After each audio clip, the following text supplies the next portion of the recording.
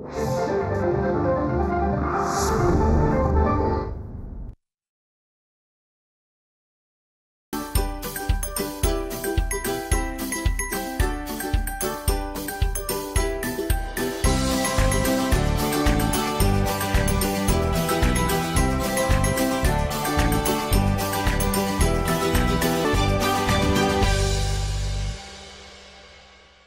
Hello नमस्कार, मी मृण्मयी सगळ्यांचं सहर्ष स्वागत करते। कार्यक्रम आहे झलक ताऱ्यांची आणि आज या कार्यक्रमात आपण गप्पा मारणार आहोत ख्यातनाम लेखक दिग्दर्शक अभिनेता अभिराम भडकमकर यांच्याशी। सर नमस्कार। नमस्कार। कार्यक्रमात अगदी मनापासून स्वागत करते। नमस्कार। कार्यक्रमाला सुरुवात करण्याआधी अभिराम भडकमकर यांच्याविषयी दोन शब्द। अभिराम भडकमकर यांनी NSD म्हणजेच नॅशनल स्कूल ऑफ ड्रामा इथून अभिनयाचं रीतसर प्रशिक्षण घेतलं। त्यानंतर चाणक्य, सैलाब, थोड़ा है थोड़े की जरूरत है अशा मालिकांमधून अभिनय केला। पछाडलेला, फुल 3, धमाल, देवकी यांसारख्या अनेक चित्रपटांमधूनही ते अभिनयाच्या माध्यमातून झळकले। एकीकडे अभिनय आणि त्याचप्रमाणे दुसरीकडे लेखनही चालू होतं। देहभान सारख्या जवळजवळ 12 नाटकांचं त्यांनी लेखन केलेलं आहे आणि बालगंधर्व हा चित्रपट आपल्याला माहितीच आहे। बालगंधर्व आणि इतर 30 चित्रपटांचं लेखन केलंय। या समग्र त्यांच्या कारकिर्दीसाठी त्यांना अनेक पुरस्कारांनी सन्मानित करण्यात आलेलं आहे। त्यामध्ये झी गौरव आहे, राज्य शासनाचे अनेक पुरस्कार त्यांना लाभलेले आहेत आणि संगीत नाटक अकादमीचा राष्ट्रपती पुरस्कारही त्यांना लाभलेला आहे। तर आज आपण त्यांच्या ह्या संपूर्ण प्रवासाबद्दल गप्पा मारणार आहोत, चर्चा करणार आहोत। सुरू करूया कार्यक्रम झलक ताऱ्यांची। पुन्हा एकदा स्वागत तुमचं। आणि तुम्ही लेखक, अभिनेता, दिग्दर्शक असं अनेक पातळ्यांवर तुम्ही काम करत असता। यातले नक्की तुम्ही कोण आहात, तुम्हाला काय वाटतं? खरं तर हा प्रश्न अनेकदा विचारला जातो आणि माझ्याही समोर अनेकदा हा प्रश्न, कारण आपल्याकडे नेहमी असं म्हटलं जातं की एखादी गोष्ट करत असताना त्याचाच ध्यास घेतला पाहिजे, त्याच्याच मागे लागलं पाहिजे। आणि काही लोक अशा पद्धतीने म्हणायची की अरे एक दुकान चालू आहे तर आता दुसरं दुकान कशाला उघडतोय, याही पातळीवर ते होतं। पण मला असं वाटतं की हे सगळं मी एकत्रच करत आलेलो आहे। आणि ज्याप्रमाणे आमचे नाट्यगुरू BV कारंत म्हणायचे की नाटकामध्ये स्पेशलायझेशन नावाची गोष्टच नसते। सगळ्यांना सगळं आलं पाहिजे, सगळ्यांनी सगळं करून पाहिलं पाहिजे, हा आहे। असाच प्रश्न मी नॅशनल स्कूल ऑफ ड्रामामध्ये असताना जेव्हा मी लिखाणही करायचो आणि मी अभिनय पण करायचो तिथे, तर तेव्हा मला विचारला जायचा किंवा माझ्या मनात होता, तर मी फ्रिट्झ बेनेविट्स नावाचे एक जर्मन दिग्दर्शक प्रख्यात, त्यांचा माझ्यावरती खूप प्रभाव आहे। आपल्या विजयाबाईंचे ते शिकवायला होते, ते विजयाबाईंचे गुरु, आपल्या विजया मेहतांचे।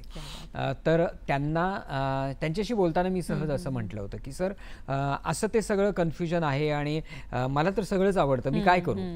तर ते मला म्हणाले की एकतर असा आत्ता या क्षणी निर्णय घेण्याची काही गरज नाही आहे। लक्षात ठेव, निसर्गामध्ये काही झाडं ही सुरूसारखी असतात की ती सरळसोट एका दिशेने वाढतात आणि काही वडासारखी असतात की जी आपल्या वेगवेगळ्या पारंब्यांमधनं, शाखा प्रशाखांमधनं ती विस्तारत जातात। क्या बात है। तू आत्ता काहीच विचार करू नको, जे करशील ते मनापासून कर। आणि मी तसं करत गेलो आणि माझ्या असं लक्षात आलं की मला लिखाणामध्ये पण मला ती आवड आहे। मला अभिनयाच्या संधी मिळत गेल्या, ते मी काम करत गेलो। एक वेळ अशी आली की मला दिग्दर्शनामध्ये उतरावं असं वाटलं, मी दिग्दर्शन करायला सुरुवात केली। त्यामुळे मला नेहमी असं वाटतं की मी स्वतःला एक असा काही म्हणजे मी ज्याचा कधी विचारही केला नव्हता ते कादंबरी लेखनही मी नंतर सुरू केलं। त्यामुळे मला असं वाटतं की ही सगळी मलाच असलेली सरप्राईजेस आहेत। त्यामुळे मी असा एका दिशेने, त्या दृष्टीने कधी बघतच नाही। क्या बात आहे। म्हणजे तुम्ही जे खूप छान उदाहरण दिलं की काही झाडं ही वटवृक्षासारखी असतात आणि त्याला खूप शाखा, खूप फांद्या अशा असतात, तर तशा तुमच्या व्यक्तिमत्वाला वेगवेगळे हे आयाम आहेत। मला असं सांगा की ह्या सगळ्या कलांकडे, म्हणजे ही सगळी अभिव्यक्तीची साधनं आहेत, तर ह्यांच्याकडे तुम्ही कसं बघता? मुळात कसं आहे की अभिनय करायला जी सुरुवात झाली ती पु ल देशपांडेंच्याच एका एकांकिकेतनं मी म्हणजे पहिली संधी मला मिळाली, पुढारी पाहिजे नावाची। ते शाळेत असताना केलेलं नाटक आहे आणि एकांकिका आहे, त्यामुळे त्यातला नेमका अर्थ कळायला मला पुढे काही काळ जावा लागला, की नेमकं त्याच्यामध्ये पुलंना, कारण पु ल देशपांडेंच्याकडे आपण एक विनोदी लेखक म्हणून बघतो, पण मला असं वाटतं की त्यांनी अत्यंत गंभीर असं लिखाण विनोदाच्या माध्यमातून केलेलं आहे, तर त्याचा तो भाग होता. त्यामुळे या सगळ्या व्यक्ततेच्या माध्यमांकडे बघत असताना मला असं जाणवतं ना की एकतर पहिल्यांदा मजा आली पाहिजे हे सगळं करताना, म्हणजे तू का लिहितोस असं लोक मला कोणी असं जेव्हा प्रश्न विचारतो तेव्हा मला असं वाटतं की त्याचं एक निश्चित उत्तर खरं माझ्याकडे नाही आहे. आत्ता त्याचं उत्तर असं आहे की मला ते खूप आवडतं, मला खूप त्याच्यामध्ये मजा येते. आणि नंतर मग ती जी व्यक्तता असते ना, म्हणजे काही वेळा तुम्हाला काही म्हणावं असं वाटत असतं, काही तुमचं म्हणणं असतं, ते म्हणण्यासाठी तुम्ही जो फॉर्म शोधता, लिखाणातून तुम्ही अत्यंत कम्फर्टेबली स्वतःला व्यक्त करू शकता.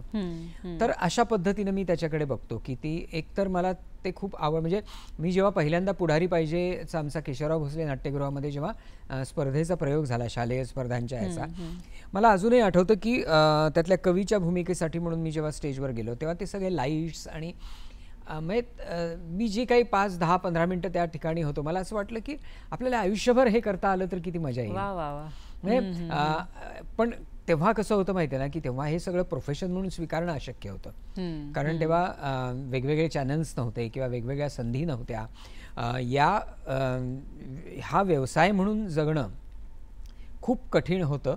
तर मला असं वाटलं की ते आपल्याला करता आलं तर काय होईल. आणि आता मला या गोष्टीचा आनंद होतो, मला जेव्हा जे करावंसं वाटलं ते सगळं मला करता आलं, ते मला करायला मिळालं, हा त्याच्या पाठीमागचा आनंद आहे असं मला खरं. म्हणजे आपल्या एक जेव्हा आपण कलाकार म्हणतो तर त्या कलाकारामध्ये पण वेगवेगळ्या पद्धतीचे कलाकार, म्हणजे लेखक आहे, दिग्दर्शक आहे, अभिनेता आहे, तर ते सगळं तुम्ही त्या त्यावेळी केलेलं आणि ते ना एकमेकांना पूरक असतं असं मला वाटतं. म्हणजे कारण मी जेव्हा संवाद लिहितो तेव्हा कुठेतरी मनाच्या कोपऱ्यात मला असं असतं की हे कोणाला तरी बोलायचं आहे. मी जेव्हा नाटक लिहितो तेव्हा त्याची क्राफ्ट अशी असते की बाबा आत्ता हा नट एक्झिट करून बाहेर गेल्यानंतर तो दुसऱ्या सीनला जेव्हा परत येईल तेव्हा मध्ये किती वेळ ठेवला पाहिजे, हे एक नट म्हणून मी त्याच्याकडे बघत असतो.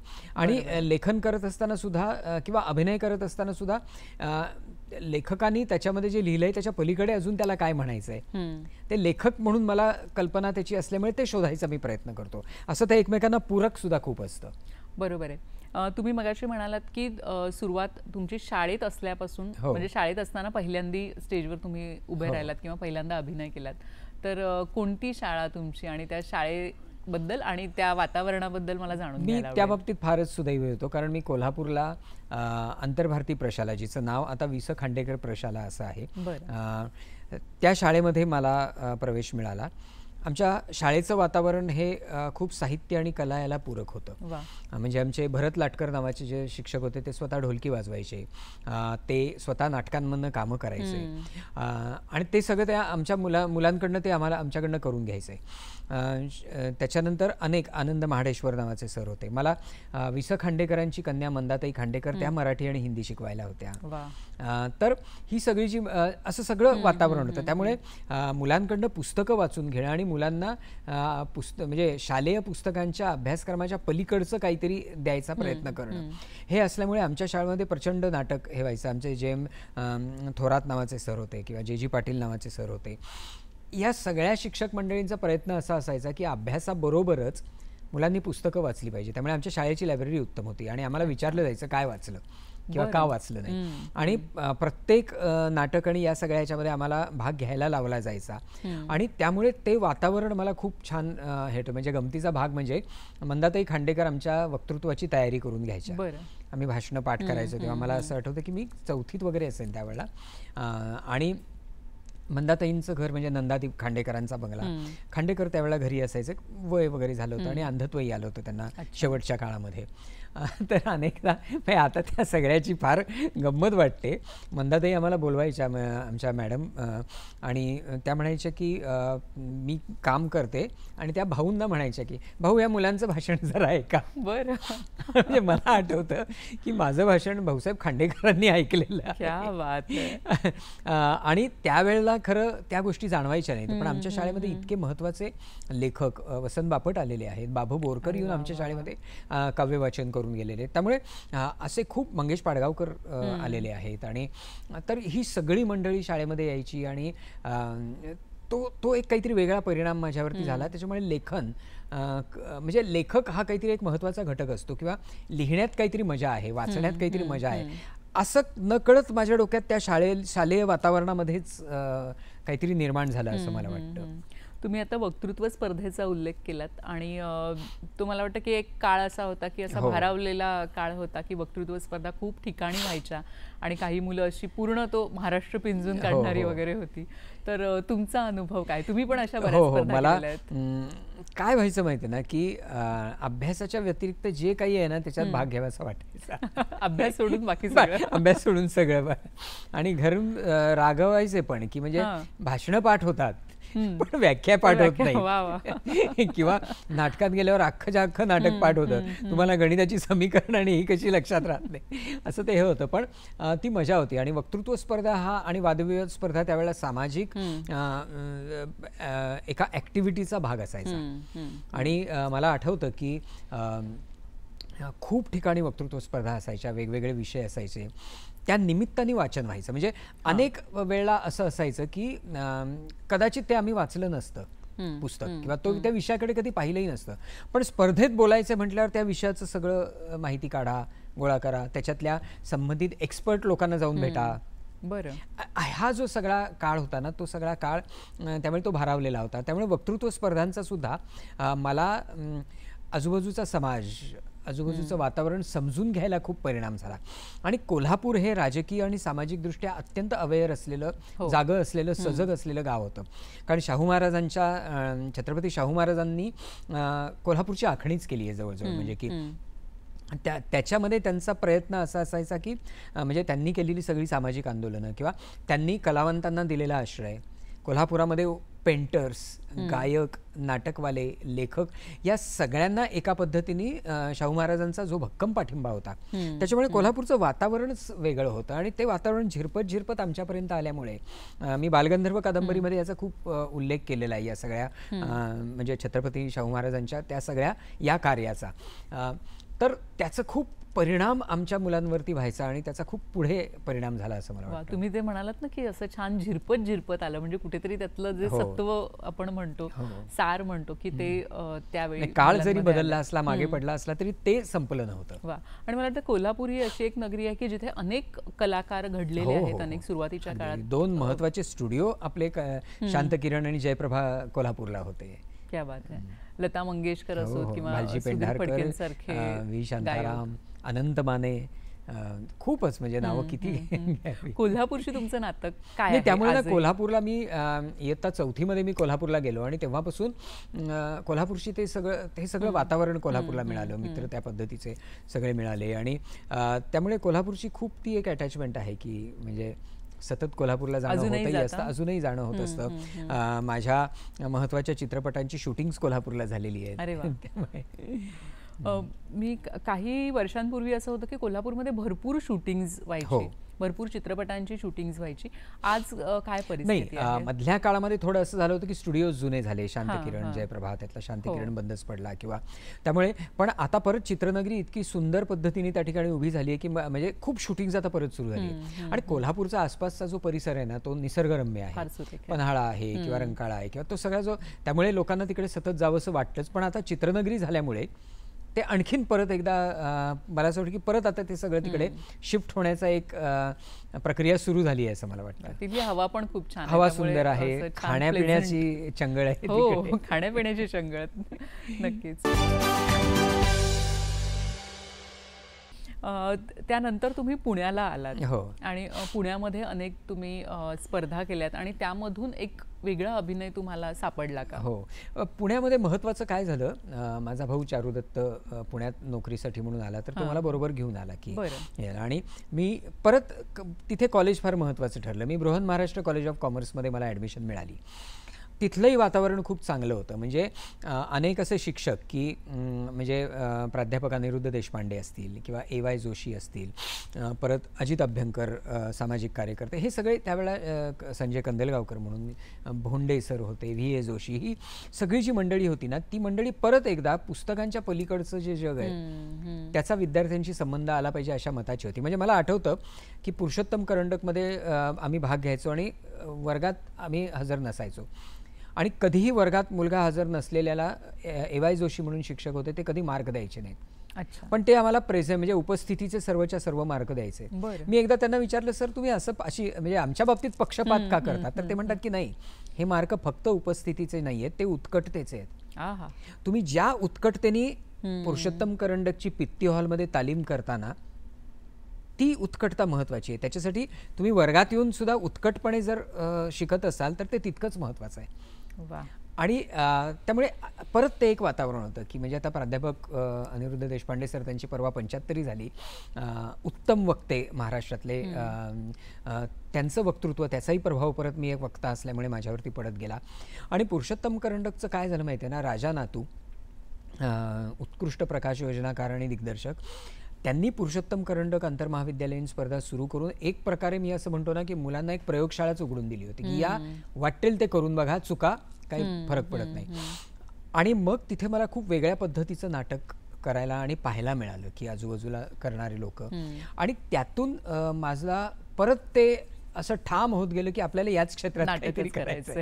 आणि परत वातावरण आजूबाजूचं असं होतं की अरे या क्षेत्रात जाऊन करणार काय, पोटा पाण्याचं काय.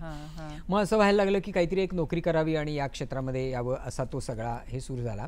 पण त्याच वेळेला ड्रॉपर्स नाट्यसंस्था नावाच्या नाट्यसंस्थेमध्ये मी काम करायला लागलो. आणि तिथे काम करत असताना परत तिथलं वातावरण, सुहास कुलकर्णीसारखा दिग्दर्शक, दुर्दैवाने आज तो नाही आहे आपल्यामध्ये, पण त्याच्यासारखा दिग्दर्शक आणि नट ज्यांनी आम्हाला शिस्त शिकवली की म्हणजे तीच शिस्त नॅशनल स्कूल ऑफ ड्रामामध्ये मला कामाला आली की म्हणजे ती शिस्त होती. सुधीर मुंगीसारखा उत्कृष्ट अभिनेता दिग्दर्शक होता, आनंद लागू त्या ठिकाणी होता, संजय गर्गे, किंवा ही सगळी जी मंडळी होती, राजीव खंडागळे, तो पण नाही आहे आता आपल्या बरोबर.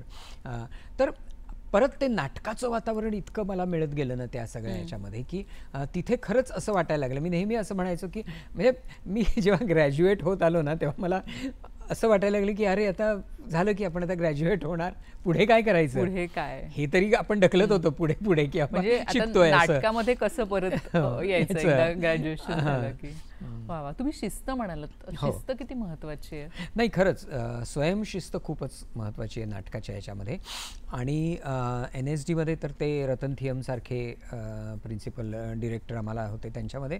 कारण काय होतं माहिती आहे ना की तुम्ही बऱ्याचदा लोकांना असं वाटतं की ती काय कला आहे, आतून बाहेर येते, त्याला काय तुम्ही, पण नाही, कला ही एक महत्वाची गोष्ट असते. पण विजयाबाईंच्या सुद्धा दिग्दर्शनामध्ये जर आपण पाहिलं, शिस्त फार महत्वाची आहे. एक सर्वसामान्यांचा असा समज असतो की कलाकार असतात तर ते मुडी असतात किंवा त्यांना जसं वाटतं तसं ते वागतात, कलंदर असतात, त्यामुळे शिस्त आणि त्यांचा काही फार नाही. आमचे रतन थियम सर आम्हाला नेहमी म्हणायचे, जे कलंदरपणा आहे ना तो तुमच्या क्रिएटिव्हिटीत दाखवा, कपड्यांमध्ये, जगण्यामध्ये, उशिरा उठणं, रात्री, ह्याच्यात कलंदरपणा दाखवू नका. तुमचा कलंदर असणं म्हणजे काय, तर तुम्ही रूढ चौकटी न हे करता स्वतःच्या मनाप्रमाणे सगळ्या गोष्टींची आखणी करायचा प्रयत्न करता, किंवा एक वेगळं काहीतरी तुमच्यामध्ये असतं. ते तुमच्या लिखाणात नसेल, तुमच्या अभिनयात जर दिसलं नाही तर तुमच्या वागण्यात दिसून काय उपयोग, की बाबा मी 2 वेगळ्या प्रकारच्या चपला घालून फिरलो, त्याला काही अर्थ नाही आहे ना. तुमच्या कलेमध्ये तुम्ही तो कलंदरपणा दाखवता का,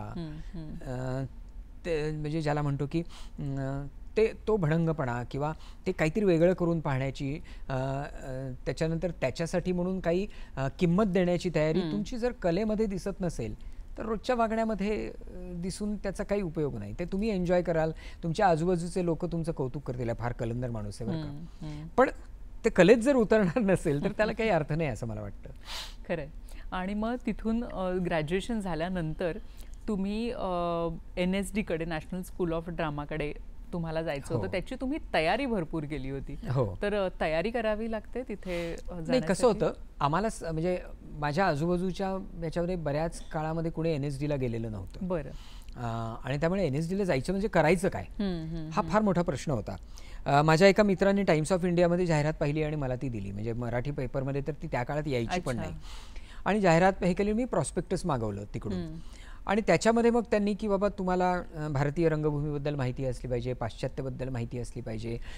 आणि मग माझ्या असं लक्षात आलं की अरे रिटर्न टेस्ट आहे आणि मुलाखत पण आहे.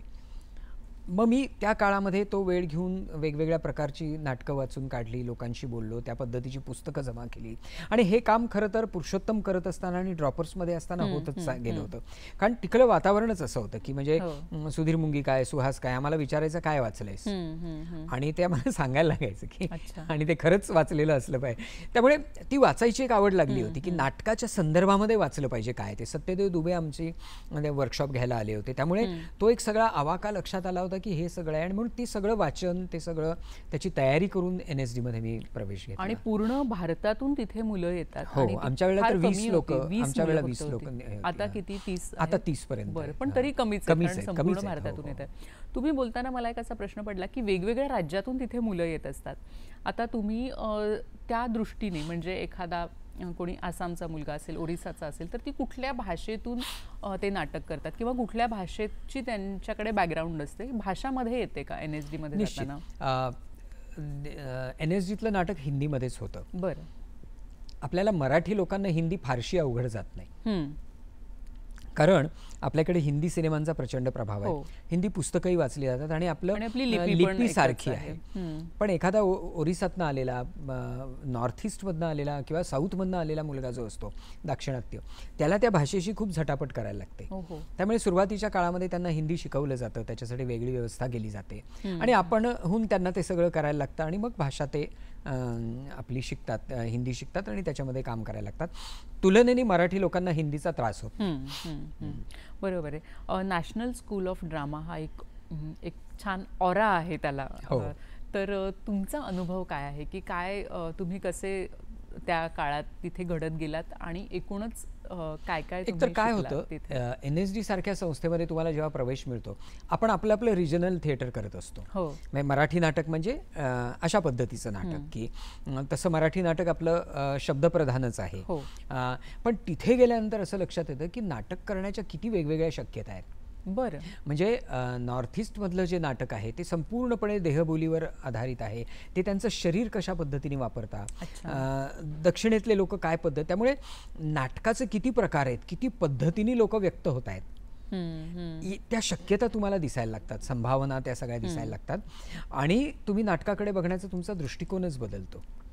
दुसरी गोष्ट अशी होते की तिकडचं जे सगळं ट्रेनिंग आहे ते शरीराची आणि मनाची लवचिकता याच्यावरती असतं. बरं. वेगवेगळ्या म्हणजे आम्हाला जपानचं नो थिएटर पण शिकावं लागतं, आम्हाला कथकली शिकावी लागते, आम्हाला त्या ठिकाणी कुठला तरी एक फोक फॉर्म शिकावा लागतो आणि ते शिकत असताना तुमचं शरीर ते स्वीकारण्या इतकं लवचिक असणं फार महत्त्वाचं असतं. मग योगापासून सगळ्या गोष्टी हे होतात. रतन थियमसारखे आम्हाला हे प्राचार्य असल्यामुळे ते आमच्याकडनं योगा आणि या सगळ्या गोष्टी करून घ्यायचे. त्यांनी मणिपूरहून शिक्षक आणले होते जे आमच्या बॉडी लँग्वेजवरती, देहबोलीवरती काम करतील आणि वेगवेगळ्या प्रकारचे फॉर्म. म्हणजे कसं आहे की माझं एक पद्धतीचं नाटक माझ्या आवडीचं असू शकतं, पण जगामध्ये ॲब्सर्ड थिएटर आहे, मेलोड्रामा आहे, फार्स आहे, इतक्या पद्धतीने लोकांनी हे केलेलं आहे. त्याच्यामध्ये आमचे BV कारंत नावाचे एक शिक्षक होते, ते छान सांगायचे. ते म्हणायचे म्हणजे आपल्याकडे थोडंसं जेव्हा इव्हन मराठीत सुद्धा की बाबा व्यावसायिक रंगभूमीला नाकं मुरडण्याची एक थोडीशी फॅशन आहे. म्हणजे मी जेव्हा आलो तेव्हा तर होतीच त्या काळामध्ये. आता खरं तर व्यावसायिक प्रायोगिक असं काही फार फरक राहिलेला दिसत नाही, त्या काळामध्ये ते होतं. पण ते असं म्हणायचे ना की सर्व प्रकारची नाटकं हे एक प्रकारे व्यक्त होण्याचे वेगवेगळे मार्गच आहेत आणि हे परत आपल्या भारतीय संस्कृतीशी, भारतीय तत्वज्ञानाशी जाऊन मिळतं की त्याच्यामध्ये जे आपण म्हणतो एकम सत विपरा बहुधा वदंती, सत्य एकच आहे, विद्वान त्याला वेगवेगळ्या पद्धतीने मांडतात, वेगवेगळ्या धर्मांच्या माध्यमातून वेगवेगळ्या. तर नाटकाचेही असेच प्रकार आहेत की तुमचा तो शोधच असतो फक्त, पण शोध तुम्ही वेगवेगळ्या पद्धतीने घेतो. कुणी ॲब्सर्ड नाटकाच्या पद्धतीने तो घेतो, कुणाला फार्सिकल याच्यातनं तो शोध घ्यावा असा वाटतो. तर अशा प्रकारे आहे आणि ते NSD मध्ये तुम्हाला प्रशिक्षणाचा तो भाग होऊन बसतो आणि मग तुम्हाला एकतर काय होतं, वर्गात खूप वेगवेगळ्या प्रकार म्हणजे विद्यार्थी असतात आणि आपली आणि त्यांची जीवनशैली इतकी वेगळी असते. म्हणजे गमतीचा भाग, माझ्या एका आसाममधल्या गुवाहाटीतल्या एका मित्राला पत्र आलं, त्याचे कोणीतरी नातेवाईक खेड्यामध्ये राहत होते, त्यातल्या एकाचं पत्र आलं आणि त्यांनी सांगितलं की आम्ही एक नवीन बोट विकत घेतली आहे. बोट? तर मी खूप असं म्हटलं, आमच्याकडे सायकल विकत घेतात, आमच्याकडे स्कूटर, तुमच्याकडे बोट विकत घेतात. म्हणजे ते रुटीन आहे त्यांच्याकडे. म्हणजे हे मला कळायला असं 2 सेकंद जावे लागले की म्हणजे काय, की म्हणजे म्हणजे हे इतकं अंतर आहे, म्हणजे आपल्या भारताची विविधता इतकी आहे की एकीकडे बर्फ पडतो आणि आमची मुंबईत आलेल्या अनेक मित्रांचं असं की समुद्र पहिल्यांदा बघत होते आणि बर्फ कधीतरी आपण पहिल्यांदा बघतो. त्यामुळे हे जे सगळं आहे ना, हे एक तो आवाका आहे तो आपल्याला, की इतक्या वेगवेगळ्या भाषा, इतकी वेगवेगळी संस्कृती, इतक्या वेगवेगळ्या प्रकारची राहण्याची जीवनशैली, त्यामुळे एक तुमचं एक जगाकडे बघण्याचा दृष्टिकोनच खूप व्यापक होतो असं मला वाटतं. वा. आणि वेगवेगळ्या राज्यातून तुम्ही सांगितलं की तिथे मुलं आलेली असतात. NSD नंतर काय होतं? म्हणजे काही त्यातले मोजके आहेत ते आपण पाहतो, चित्रपटांमध्ये पाहतो, नाटकांमध्ये पाहतो, पण एक असा प्रश्न पडतो की मग बाकीचे लोक जे असतात ते आपापल्या राज्यात परत जातात की दिल्लीतच राहतात की काय होतं? मुळात NSD बद्दल अनेकांचं, NSDची मोजपट्टी लोक असे म्हणतात की या बॅचमधले किती लोक बॉलिवूडमध्ये स्थिरावले, किती लोक सिरियलमध्ये दिसतात. पण मला असं वाटतं की NSD मध्ये छोट्या आणि मोठ्या पडद्यावरती येणाऱ्या लोकांची जी संख्या आहे ना, त्याच्यापेक्षा जास्त संख्येने लोक आपापल्या राज्यात परत जातात आणि आपापल्या पद्धतीनं तिथं नाटक करतात. आणि त्यामुळे नेहमी मला असं वाटतं की NSDचं कामकाज कसं चालू आहे याची मोजपट्टी छोटा आणि मोठा पडदा नाहीच आहे. त्याची मोजपट्टी ही आहे की लोक परत जाऊन आपापल्या ठिकाणी किती लोक काम करतायत आणि अत्यंत मोठ्या प्रमाणावर काम करताना दिसत आहेत. अनेक राज्यांमध्ये NSD मध्ये प्रशिक्षण घेणाऱ्या लोकांनी जाऊन नाटक सुरू केलं. नरेशचंद्र लाल सारखा माझा वर्गातला मित्र आहे, ज्याला काही वर्षांपूर्वी पद्मश्री मिळाली त्याच्या नाटकातल्या कामासाठी. तो अंदमानचा होता, तो अंदमानला परत गेला. तो जेव्हा आमच्याकडे शिकायला आला होता NSD, तेव्हा तो म्हणाला रामलीलेच्या व्यतिरिक्त आम्ही नाटकच पाहिलेलं नाही, हा चेकाव किंवा हे काय मोहन राकेश हे आम्ही बघितलेलंच नाही. पण ते सगळं जाऊन तिथे जाऊन त्यांनी उभं केलं, तिनं नाटकाची संस्था उभी केली, काम उभं केलं. तर असं अनेक लोक आहेत. मॉरिशसमध्ये अनेक लोक गेलेत, त्यांनी बांगलादेशामध्ये NSDचे काही विद्यार्थी आहेत, त्यांनी तिथे जाऊन काम उभं केलेलं आहे. त्यामुळे NSDतले न परत जातात. फक्त काय आहे, एक गोष्ट खरी आहे की अजून आपल्या देशामध्ये नाटक पाहायला जाणारा जो मराठीतला प्रेक्षक वर्ग आहे, बंगालमध्ये आहे काही प्रमाणामध्ये, तसा अन्य राज्यांमध्ये अजून उभा झालेला नाही. त्यामुळे अजूनही त्यांना वेगवेगळ्या प्रकारची अनुदानं आणि याच्यावरती अवलंबून राहायला लागतं. पण त्याही परिस्थितीमध्ये ते निष्ठेने थिएटर करतायत. वा. आणि मला वाटतं की प्रेक्षक तयार करणं हाही एक महत्त्वाचा भाग काम आहे ना. आणि तो असा ते जे काम आहे ते असं काही वर्षांचं नाहीये, तर मला वाटतं की त्याच्यासाठी काही पिढ्या, त्या मानाने आम्ही सुदैव आहोत असं आम्ही नेहमीच असं म्हणतो की आमच्याकडे ते विष्णुदास भावेंपासून सुरू केलेलं असल्यामुळे आम्हाला आयता प्रेक्षक वर्ग मिळतो. NSD तुम्ही पासआउट झाला आणि त्याच्यानंतर मुंबईत आलात. NSD पासआउट झाल्यानंतर काय वाटलं होतं की म्हणजे आता आपण काय करणार? असुरक्षितता. अच्छा. 3 वर्ष इतक्या सुखात तुम्ही दिल्लीत असता.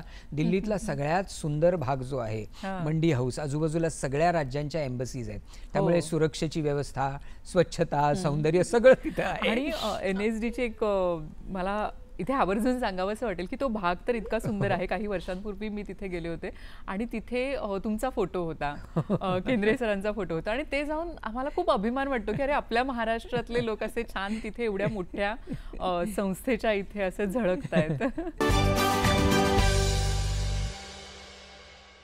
बरं, नाटक करायचंय ना, बजेटचा प्रश्न नाही, कारण NSD मध्ये कॉस्ट्युम्स पडून असतात, इतक्या वर्षांचे आहेत, नवीन शिवायला प्रॉब्लेम नसतो, सेट. त्यामुळे आम्ही तिथे नाटक जेव्हा करतो ना, लॅविश अशा पद्धतीचं की हे पाहिजे, हे आण, ते पाहिजे, ते सगळं संपतं आणि आम्ही एका क्षणी NSDच्या गेटच्या बाहेर असतो. आत असणं आणि बाहेर असणं याच्यातला फरक लगेचच पासआउट झाल्यावर कळतो. आता आपल्याला नाटक करायचंय, ते साधन सामुग्री अत्यंत सीमित असणार आहे, त्याच्यात आपल्याला नाटक करायचं आहे. बरं, बाहेर पडल्यानंतर आपल्याला संधी मिळणं, ती संधी परत त्या संधीचं सोनं करणं, त्याच्यातनं तुमच्याबद्दल एक विश्वास, त्यामुळे हा अत्यंत असुरक्षित असा कालखंड जातो.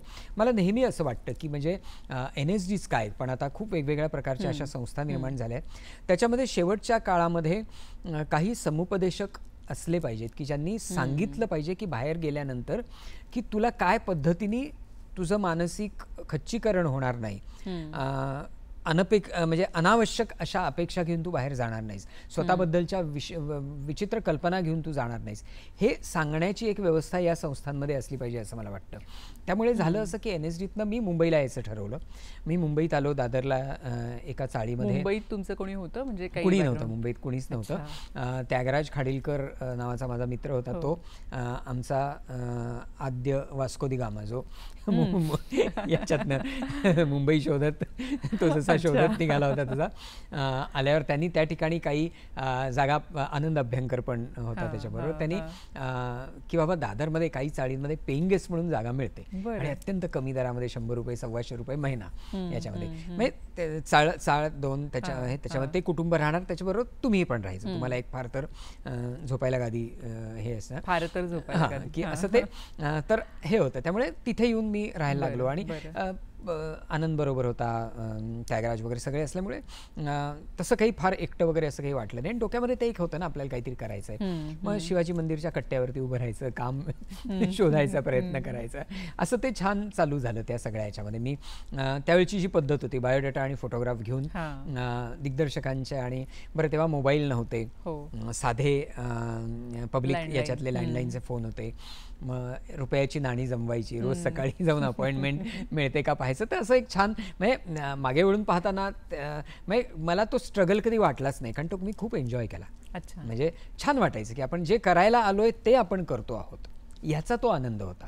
आणि तो त्यामुळे सुरुवातीचे काळ तसा असुरक्षिततेमध्ये गेला, भीती वाटायची की पुढे काय होणार, किंवा म्हणजे आता केवळ ग्रॅज्युएशनवर काय नोकरी मिळते आणि नोकरी करावी लागणार का, अशी असुरक्षितता होती. पण तो काळ घरच्यांचा कसा सपोर्ट होता या सगळ्यात? नाही, घरच्यांचा चांगला सपोर्ट होता. आईची इच्छा होतीच की तुला जे मनापासून करायचं असेल ते कर, वडिलांनाही काही प्रॉब्लेम नव्हता.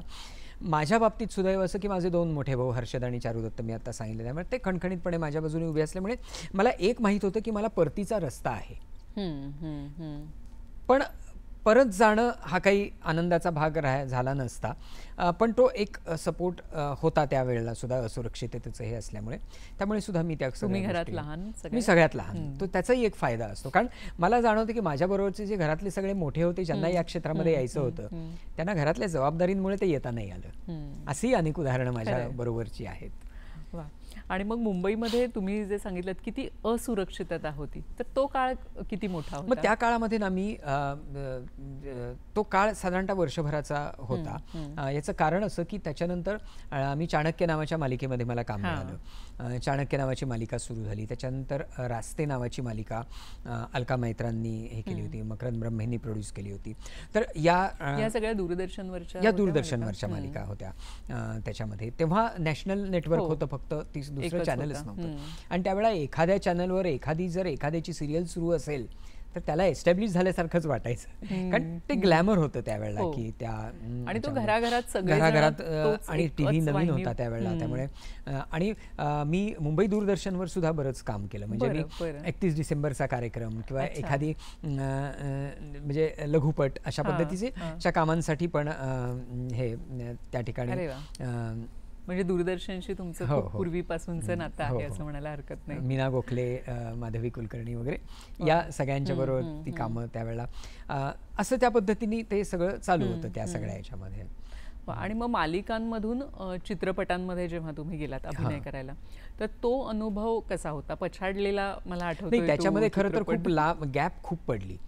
गॅप अशासाठी पडली की दरम्यानच्या काळामध्ये माझं हसत खेळत नावाचं नाटक आलं, अशोक सराफांनी काम केलं. तेही अचानक मिळालं. मी अरुण नलावडेंना भेटायला गेलो होतो आणि सुधीर भट त्या ठिकाणी उभे होते. ते म्हणाले की मला कॉमेडी पाहिजे, आणि मग मी हसत खेळतचा प्लॉट त्यांना सांगितला आणि ते झालं. आणि त्याच्यानंतर पुढे खूप काळ मला लेखनाची कामं येत गेली.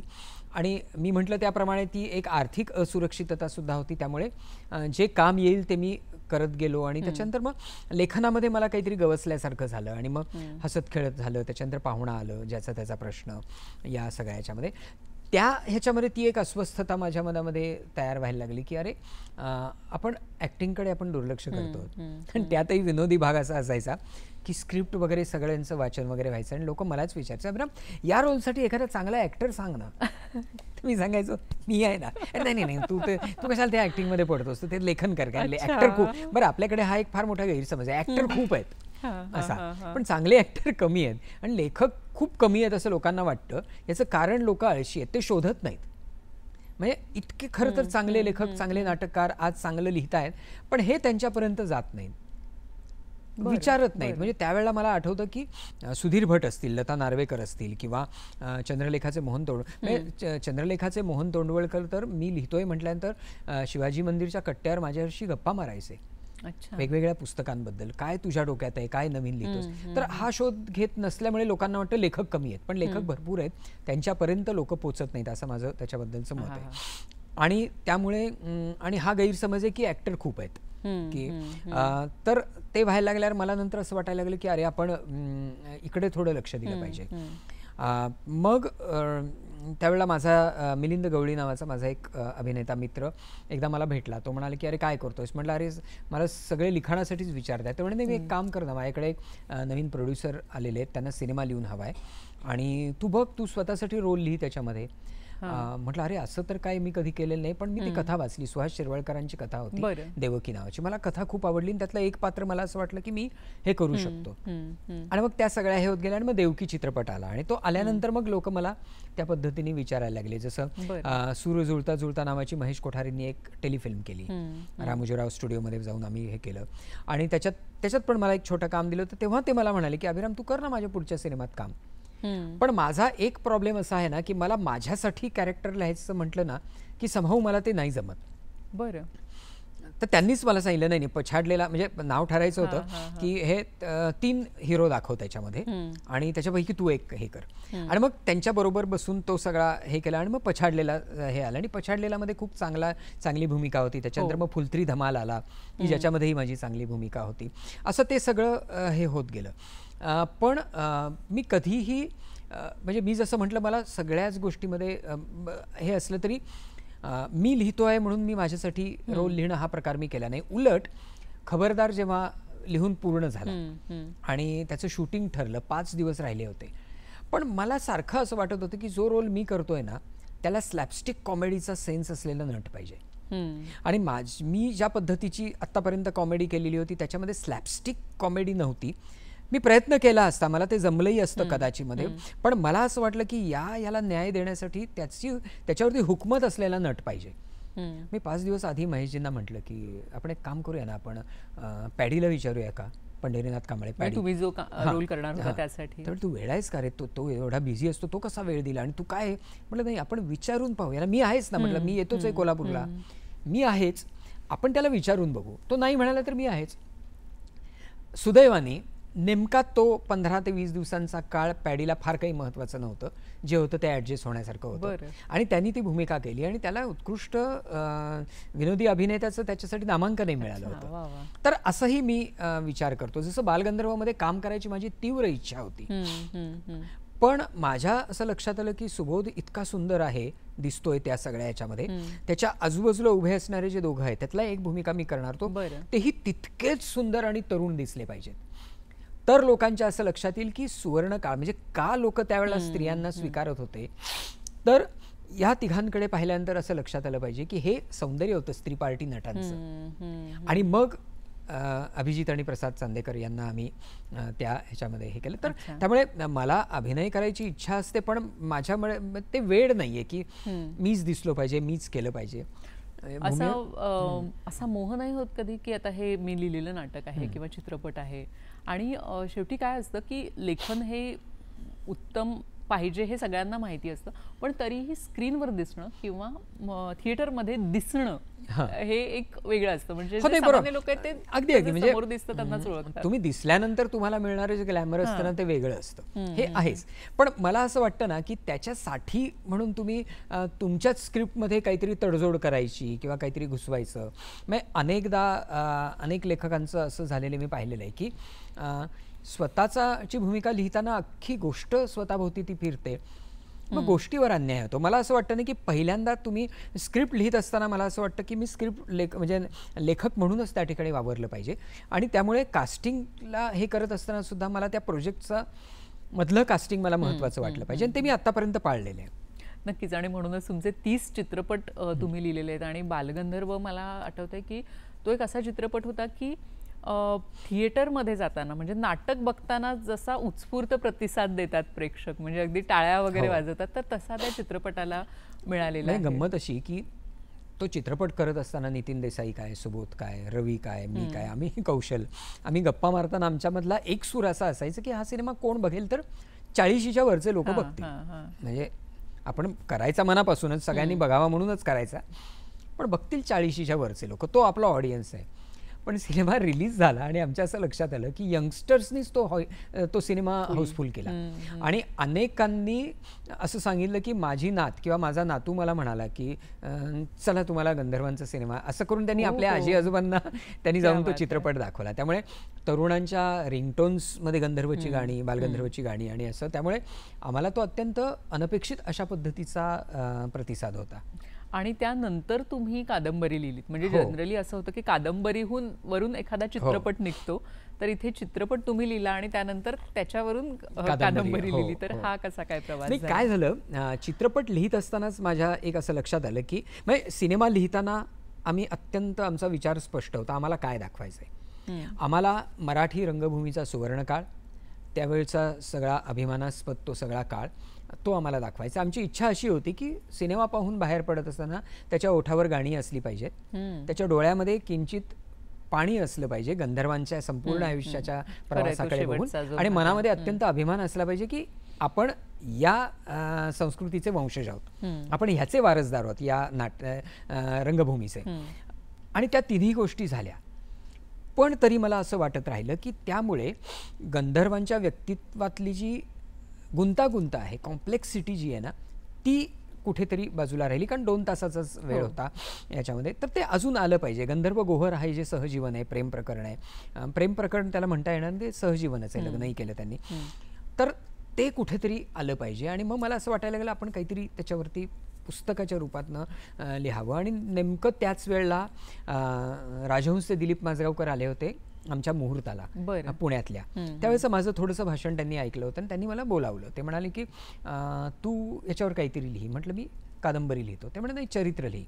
तर मी त्यांना तेच सांगितलं, म्हटलं की चरित्र लिहिलं की परत ती गौरवगाथा होईल, ती गुंतागुंत मला त्यात आणता येईलच की नाही सांगता येत नाही. ते म्हटलं ठीक आहे, कादंबरीचा तू विचार कर. आणि मग मी कादंबरीचा विचार करायला लागलो. आणि कादंबरी लिहित असताना म्हणजे ती पटकन नाही लिहून झाली. पहिली काही पानं, वेगळा फॉर्म आहे, वेगळा चित्रपटासाठी लिहिणं आणि माध्यमच वेगळं आहे. त्याच्यामुळे पहिली पानं पाठवल्यावर मला माजगावकर म्हणाले की बघ बाबा अजून विचार कर. की पण त्या पुस्तकाचं संपादन करणाऱ्या विनया खडपेकर ज्या होत्या, त्यांनी देहभान वगैरे माझं नाटक पाहिलं होतं, त्यांनी मला एकूण कादंबरीचं जे काही सगळं मर्म आहे ते सांगायला सुरुवात केली. आणि आमच्या खूप त्या संदर्भातल्या चर्चा झाल्या. आणि गमतीचा भाग असा की मी खूप कादंबऱ्या वाचल्या होत्या. म्हणजे व्यंकटेश माडगूळकर किंवा गोनी दांडेकर, अरुण साधू, ही सगळी माझी आवडते कादंबरीकार होते त्या काळातले. त्याच्यानंतर म्हणजे खूप कादंबऱ्या मी वाचल्या होत्या. इंग्लिशमधले जॉर्ज ऑरवेल असेल किंवा हेमिंग्वे असतील वगैरे, ही मंडळी. हिंदीमधले कादंबरीकार मला खूप आवडत होते, त्यांच्या खूप कादंबऱ्या मी, कारण NSD मध्ये वाचन खूप झालं होतं, त्यामुळे कादंबरी हा माझा आवडता फॉर्म होता.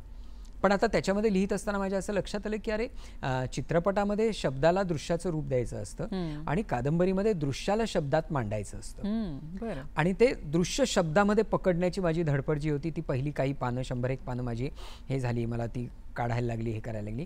आणि नंतर मला तो सूर सापडला असं मला वाटतं. आणि तो इतका सापडला असं मी म्हणेन की गंधर्व आणि गोहर यांचं सहजीवन खूप गुंतागुंतीचं आहे आणि खूपच त्याला वेगवेगळ्या बाजू आहेत.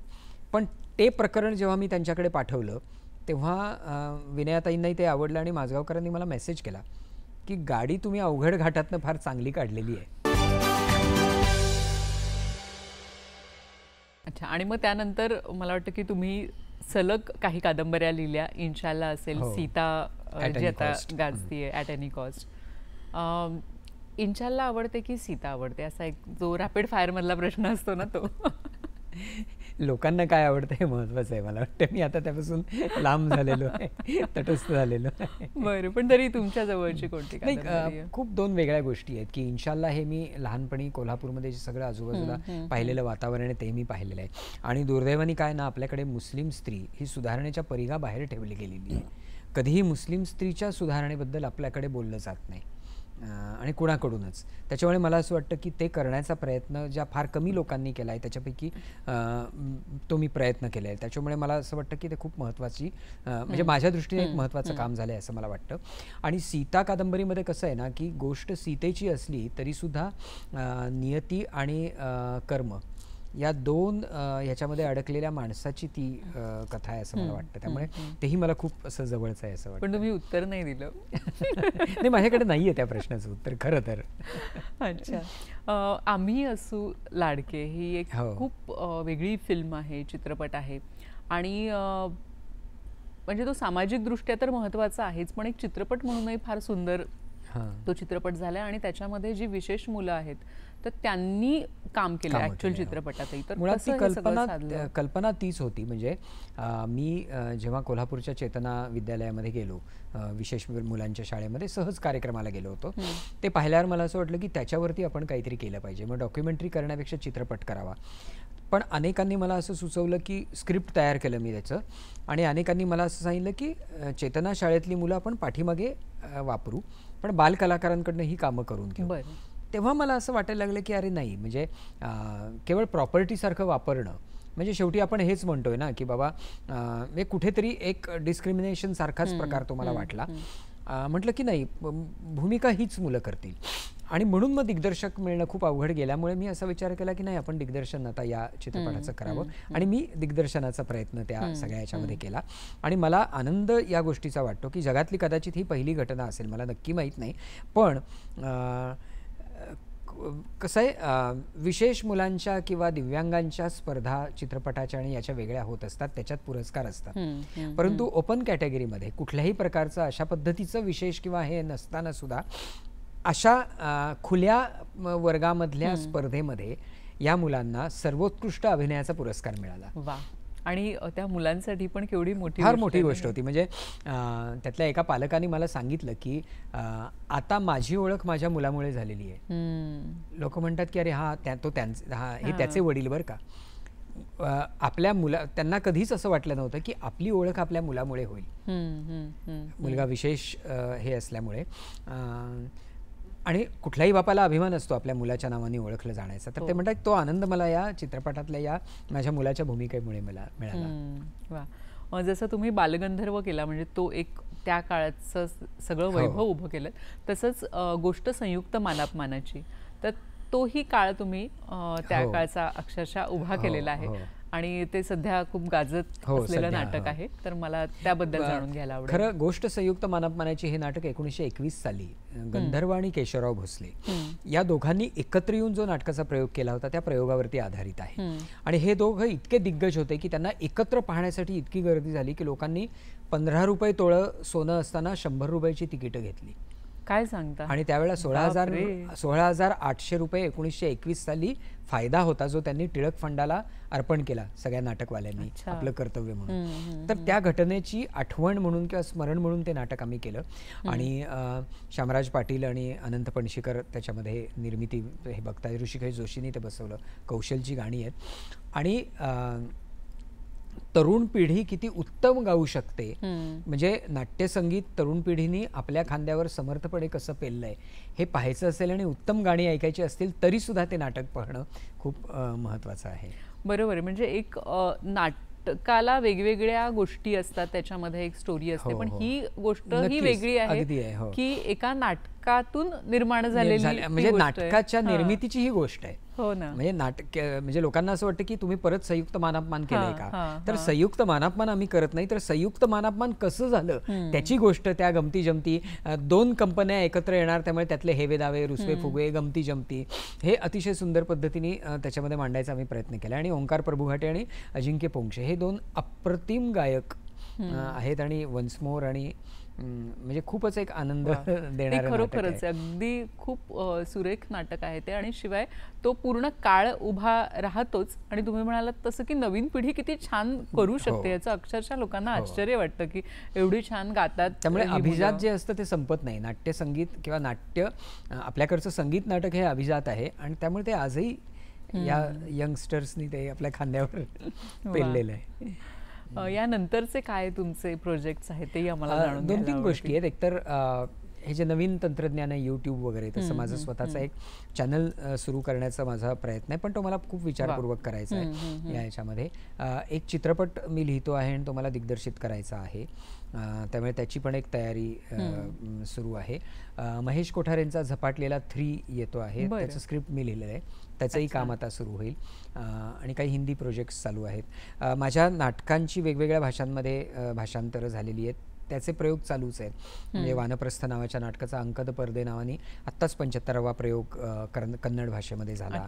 आणि असं सगळं ते चाललंय. ते अनेक गोष्टी म्हणजे मला पुन्हा पुन्हा तो वर्ड आठवतो. आणि एक मला याच्यातलं बरं वाटतं की हे सगळं चालू असताना वाचन खंडित झालेलं नाहीये. त्यामुळे सध्या काय चाललंय असं म्हटल्यावर मी पटापटा 2-4 पुस्तकांची नावं जरूर सांगा ना, मला आवडते. एकतर मी आता नया सवेरा नावाचं एक डॉक्टर अनिल गोयल नावाचं एक त्यांचं पुस्तक वाचलं, अतिशय सुंदर पुस्तक आहे. आणीबाणीच्या कालखंडावरचं ते अतिशय सुंदर पुस्तक आहे. त्याच्यानंतर नाटकातल्या लोकांच्या बद्दलचं एक पुस्तक आहे, रंगयात्रियों की राहे गुजर नावाचं, सत्यदेव त्रिपाठींचं, त्यांचं अतिशय खूप चांगलं पुस्तक आहे. त्यामुळे अशा पद्धतीने पुस्तकांचं वाचन आणि हे पण खूप चांगलं, ते त्याच्यात खंड पडलेला नाही. क्या बात आहे. म्हणजे ही खरंच दुर्मिळ गोष्ट आहे, कारण बऱ्याच अनेक लोकांकडून जेव्हा असं ऐकायला मिळतं की आम्हाला वाचन खूप आवडतं किंवा वाचनाची आवड आहे पण वेळ मिळत नाही हो, असं खूपदा ऐकायला मिळतं. तर हे ऐकल्यावर खरोखरच खूप छान, एक आशादायी चित्र असं छान वाटतं. आणि एकूणच रंगभूमी म्हणजे रंगभूमीचा एक असा ऑरा असतो की ते एक झपाटले पण असतं म्हणा किंवा ती जादू असते. तर त्याच्यात तुम्ही काम केलेलं आहे, अनेक वर्ष काम केलेलं आहे, लेखक म्हणून किंवा अभिनेता म्हणून, दिग्दर्शक म्हणूनही. तर तिथून ते चित्रपट, तर काही तुम्हाला फरक जाणवला तेव्हा? हो, निश्चितच. म्हणजे काय दोन्ही माध्यमांची बलस्थानं वेगळी आहेत आणि मर्यादा आहेत दोन्ही वेगवेगळ्या. तर त्या मर्यादा समजून घेऊन काम करणं हे होतं. पण मला ते फार बरं झालं, कारण प्रदीप बेरळेकर नावाचा एक दिग्दर्शक, ज्यांनी शोध नावाचा खूप चांगला चित्रपट केला होता, आज दुर्दैवाने नाही येतो आपल्यामध्ये. माझी सुरुवात प्रदीप बेरळेकरपासून झाली. त्याच्यानंतर महेश मांजरेकर, एनचंद्रा, आपले पुरुषोत्तम बेर्डे, ही सगळी मंडळी, त्यांच्याबरोबर ती मी ते पटकथा संवादल्या, रवी राय या लोकांच्या बरोबर असल्यामुळे ते माध्यम मला कळत गेलं. नाटकामध्ये कुमार सोहनी किंवा या मंडळींच्या बरोबर नाटकाचं हे असल्यामुळे मला असं वाटतं की तुम्ही एक ग्रुप म्हणून क्रिएटिव्हली ग्रो होत जाता, वाढत जाता. त्यासाठी आजूबाजूचं वातावरण, तशी माणसं पण असायला पाहिजेत. आणि मी पहिल्यापासून म्हणतो की माझं हे सुदैव आहे की अशा पद्धतीचं वातावरण आणि माणसं मला कायमच मिळत गेली. खरोखर आहे. आणि आज नाटकांची, मराठी नाटक ह्याच्याबद्दल तुम्ही काय सांगाल की काय परिस्थिती आणि कसं आणखी? नाही, निश्चित आज खरं तर कोविड नंतर लोक नाटकाकडे वेड्यासारखे धावताना दिसत आहेत आणि खूप चांगल्या पद्धतीने सर्व प्रकारची नाटकं, म्हणजे बॉक्स थिएटरमध्ये, समीप रंगमंच म्हणू, छोट्या घरांच्या हॉलमध्ये होणारी नाटकांपासून ते शिवाजी मंदिर, बालगंधर्व रंगमंदिरापर्यंतच्या नाटकांचा सध्या एक चांगला काळ सुरू आहे असं मला वाटतं. लोक वेगवेगळ्या पद्धतीने करून पाहत आहेत. रंगमंचाच्या वेगवेगळ्या शक्यता, नवी मंच परिभाषा, या सगळ्या बाबतीमध्ये लोक आहेत. त्यामुळे सध्या तरी मराठी रंगभूमीचं वातावरण अत्यंत, मला असं वाटतं की खूप चांगलं आहे. वेगवेगळ्या पद्धतीने लोक कामं करत आहेत, यंगस्टर्स नवीन खूप येत आहेत. त्यामुळे आणि मी भारतभर सध्या फिरत असल्यामुळे इतर रंगभूमींशी जेव्हा मी त्याची तुलना करतो तेव्हा मला ते खूप जाणवतं की आपल्याकडे, आणि आपला सगळ्यात महत्त्वाचं बलस्थान म्हणजे आपलं नाटक राजाश्रयावर नाही, आपलं लोकाश्रयावरचं नाटक आहे. आणि लोकाश्रय अजूनही आपल्याला मिळतो आहे. नक्कीच. म्हणजे हा जो लोकाश्रय आहे हा असाच चिरंतन राहू देत असं आपण प्रार्थना करूया म्हणा, किंवा अशी आशा आहेच, खात्री देखील आहे. आणि हा सगळा तुम्ही आज तुमचा जो प्रवास आहे, म्हणजे आपण म्हणू की कोल्हापूर ते दिल्ली ते भारतभर वाया पुणे, तर हा सगळा उलगडला. आणि खूप त्या निमित्ताने आम्हाला खूप वेगवेगळ्या लोकांची माहिती, वेगळी नावं ऐकायला मिळाली, लेखकांची, दिग्दर्शकांची, NSD मधली. तर खूप खूप धन्यवाद, तुम्ही आज इथे आलात आणि छान गप्पा ह्या रंगल्या. त्यासाठी आमच्या दूरदर्शनच्या संपूर्ण टीमच्या वतीने मी आपले अगदी मनापासून आभार मानते. खूप खूप धन्यवाद. धन्यवाद. नमस्कार. धन्यवाद.